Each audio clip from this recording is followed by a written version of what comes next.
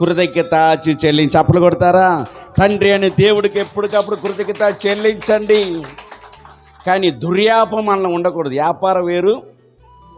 ఇక్కడ ఎంతమంది కొట్టు పెట్టుకున్నారు ఏమి కలిగి. కొంతమంది క్రైస్తవుడు అన్యుడన కొట్టు మూసేస్తున్నాడు, కానీ క్రైస్తవుడు కొట్టు మూయట్లా. క్రైస్తవుడు మూయట్లా, అన్యులు మూసేసి ప్రశాంతంగా ఉంటున్నారు.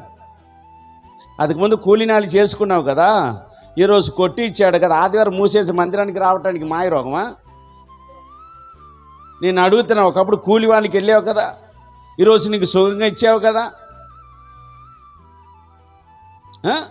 ఒకళ్ళు ఏదైనా పాలకిలో పోతున్న 8 గంటలు ఆపేసి వచ్చేసాయి.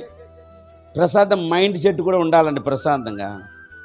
మాకు హోటలు మా ఓనర్ ఇచ్చిన తర్వాత ఆదివారం బంద్. వీళ్ళందరూ అన్ని వాళ్ళు తాపు, అరే అప్పుడే 2 ముక్కలు, ఏ ముక్కలు తినని మేము ఆదివారం హోటల్ పెట్టము. కానీ ఒకటి చెప్పాను కండి, సోమవారం నాకు కూలి ఇచ్చేస్తాడు, అది శనివారం ముందు ఇచ్చేస్తాడు నాకు.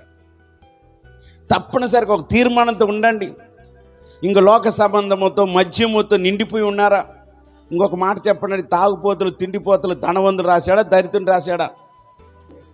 కానీ మనం ఏం చేస్తున్నాం? వాళ్ళతోనే సావాసం, వాళ్ళతోనే ఉంటున్నాం, వాళ్ళతోనే తిరుగుతున్నాం.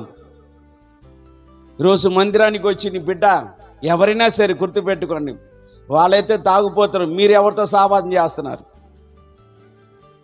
మీరు ఎవరితో ఉంటున్నారు?